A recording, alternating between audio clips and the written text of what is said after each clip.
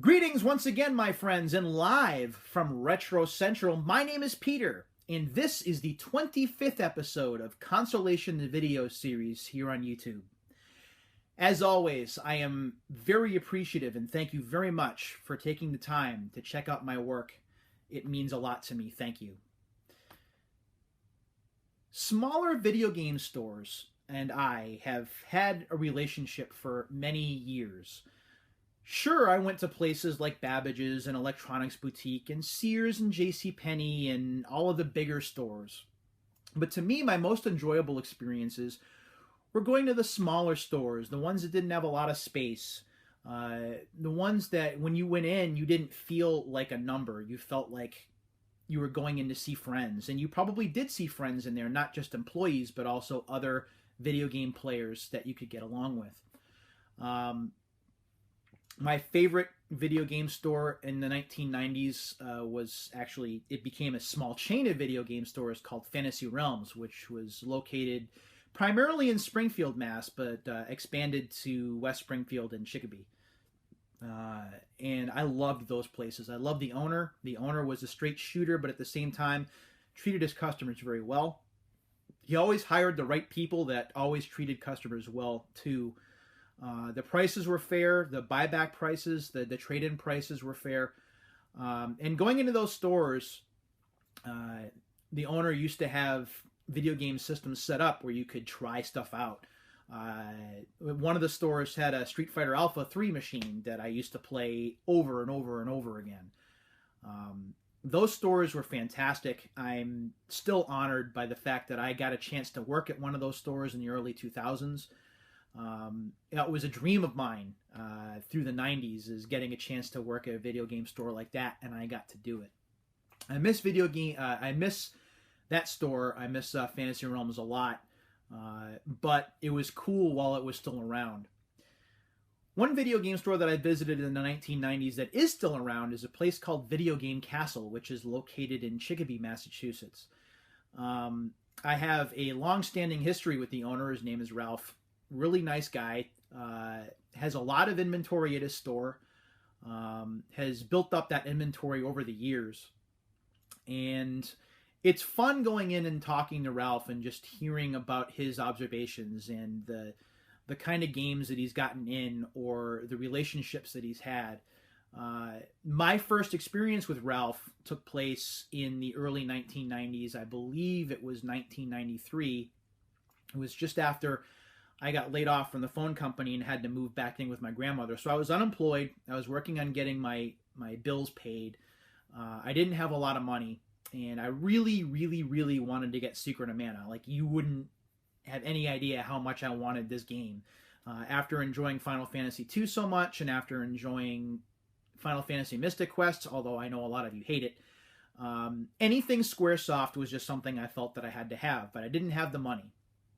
Now, this is also the biggest mistake I've ever made, but I traded in my TurboGrafx 16 with CD player and Super System Card 3.0 and my games for it in exchange for Secret of Mana and a couple of other Super Nintendo games. Now, had I known that the TurboGrafx 16 was going to become so valuable, I probably would not have traded it in, but at the time, I was broke. I wasn't really playing the TurboGrafx 16 as much as I was playing the SNES at the time. Plus, I still had a Sega Genesis too, and it was really the odd system out. So I traded that in with Ralph. He gave me an okay deal on, and it was a brand new copy of Secret of Mana, by the way. It wasn't a used copy. And that really started my relationship with Ralph. And I've been going to Video Game Castle on and off since then. I'm glad to say that Video Game Castle is still around, still doing business in downtown Chicopee. And I have a couple of things to show you in a little while that I got from a recent visit there.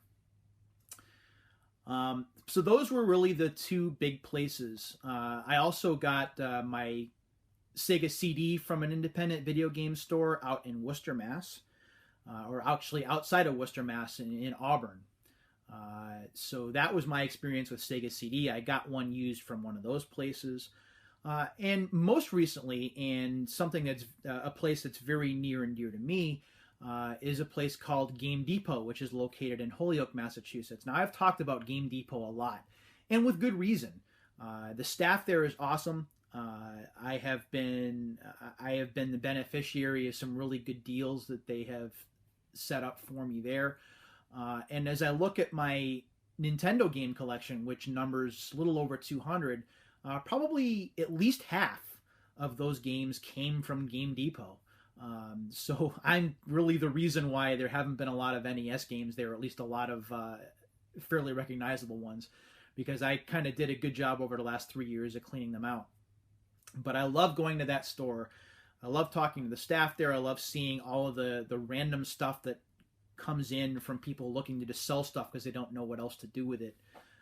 Seeing things like a collector's edition Legend of Zelda Ocarina of Time, for example, which still hasn't sold. Seeing other boxed games, a boxed copy of a licensed Pac-Man for the NES, which was a really neat find. Stuff like that is just really cool to me, and I'm glad that Game Depot is around because it gives retro game hunters like myself a place to go without feeling like we're being taken, like we're kind of on the receiving end of reselleritis. Not that they don't make any money on the games, because they do, but you never feel like you get taken or you get gypped. It doesn't feel like you're paying eBay prices when you're in there. So that's why I love going to Game Depot, and why I think that store is very important. And the same thing with Ralph's store. With Video Game Castle, you'll just be surprised with the stuff that you find. I'm going to show you on camera right now 2 things that I just picked up this past week. The first is a sealed copy. This is a sealed copy of John Madden Football 93. So this is from 1992. Football's greatest lineup ever. I paid $14 for this. And now, like I usually do when I get something sealed, I'm going to go ahead and open this up. So this has not been opened. I'm opening it right now. Crinkling the plastic for effect here. Now this is the EA Sports rebrand. This isn't the original EA Sports Network that was originally released when the game first came out. So when we open this up, again opening this for the first time, inside the box you have the cardboard holder with the John Madden 93 cartridge on the inside. You have a Nintendo Power subscription fold-out here. So for $30, you could get 24 issues of the magazine. And along with a free Super NES Player's Guide. That you can find right there. So there was that. Here's the registration card. Register now and join the EA Sports Players Association. How long have you had your Super Nintendo Entertainment System? How many games do you own? 16 plus. How many hours a week do you use your Super Nintendo Entertainment System? What kind of games do you like? Action or shoot 'em ups, adventure, educational or edutainment, puzzles, role-playing simulations, sports, or other. What influences your decision to buy a video game the most? Advertisement, friends, word of mouth, in-store demo, magazine review, rental, salesperson, or other. And I always like to look at these. Which video game magazines do you read? Now, this is back in 1992, so here were the choices. You had Electronic Gaming Monthly, which I did subscribe to. Game Players, which I didn't subscribe to. I bought at the newsstand. Game Pro had a subscription. Nintendo Power had a subscription for a little while. In Video Games and Computer Entertainment, VG and CE, one of the better video game magazines from the late 80s, early 1990s. Boy, I missed that magazine a lot. So that is the registration card. You also had an important notice here in pink, which says, always turn the power switch of the control deck off before loading or removing a game pack. The consumer information booklet. This here I always found to be interesting. This is a fold-out poster which shows offensive plays and then defensive plays. I might hang this up. I don't know. I might do that. So that, if you were really into football, you kind of understood that. If not, you kind of just went with it. And then, of course, the instruction manual, which is 39 pages or so in length, gives you all kinds of player ratings, as well as some basics on how to play the game. So this was a cool find, $14 for this. And I got to open it on camera, so I'm thrilled about that. So we will put that back in a minute. The other thing that I got is a sealed, still factory sealed copy of Johnny Bazooka Tone for the original PlayStation. This dates back to 1996. Includes title track featuring Richie Sambora and Tico Torres from Bon Jovi. Okay. Save the soul of rock and roll, this says. The year is 2050 AD, and the hottest thing to hit rock and roll is Johnny Bazooka Tone. Johnny's brand of music has swept the world into a new age of peace and harmony, which sounds suspiciously like the plot to Bill and Ted's Excellent Adventure. Enter Mr. El Diablo, El period Diablo, Lord of the Underworld. In an envious rage, he steals Johnny's greatest love, his guitar, Anita. Diablo also sends his demons to kidnap the legends of the music industry. So with Anita gone and with no music left, Johnny sets his sights on blasting the netherworld to Kingdom Come. Kingdom Come in capital letters. I think that was a hair metal band from the late 80s, if I'm not mistaken. Interesting. The hordes of hell await as he begins the greatest solo performance of his career. So rock on with SGI rendered characters as they come to life in a cartoon underworld filled with nightmarish scenery and incredible special effects. If you're telling me that your special effects are incredible, you might be trying a little too hard. CD quality sound backs to mega tunes. Johnny goes to hell armed with his bazooka guitar that spews electric riff tunes and ultra blast tunes. 360-degree rotation jumps and hover jumps in a 3D scrolling environment. This was published by US Gold and was developed by Arc Developments. This is copywritten 1996. If I remember right, this was originally a 3DO game. So let's go ahead and open this up. So cool to open these sealed games after all this time. This is a long box PlayStation game, by the way. So that's also nice, adding to my long box game collection. Inside of the case, we have the Johnny Bazooka Tone disc, and this is the hot pink disc. And if you take the disc out, you can see Johnny Bazooka Tone in full. So we also have the little foam holder there. We have a Fender guitar advertisement, which is right here. And we have the all-important instruction manual. We also have, I always love this, if you look on the inside here, talking about Thunderstrike 2, World Cup Golf, and Shell Shock. I think I've got 2 of these. There's only one that I'm missing.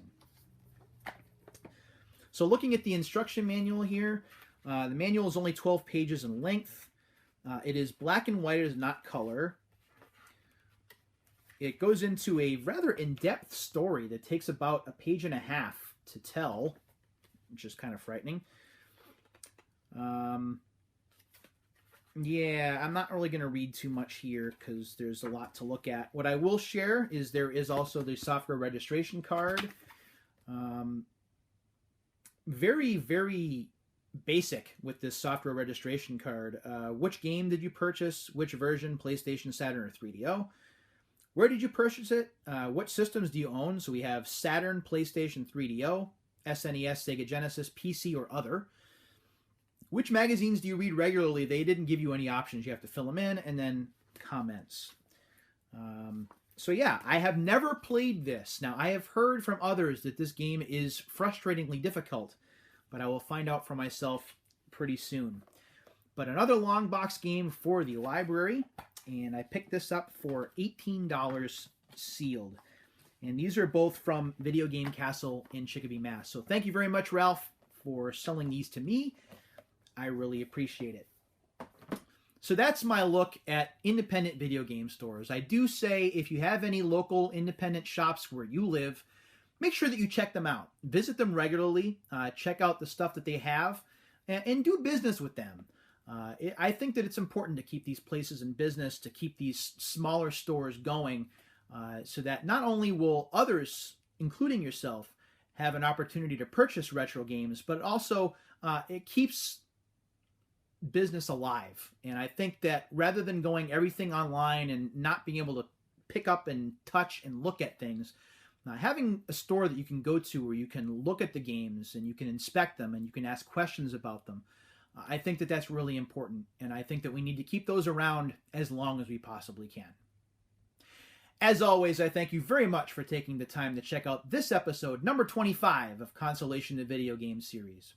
Until the next time, my friends, take care, everyone.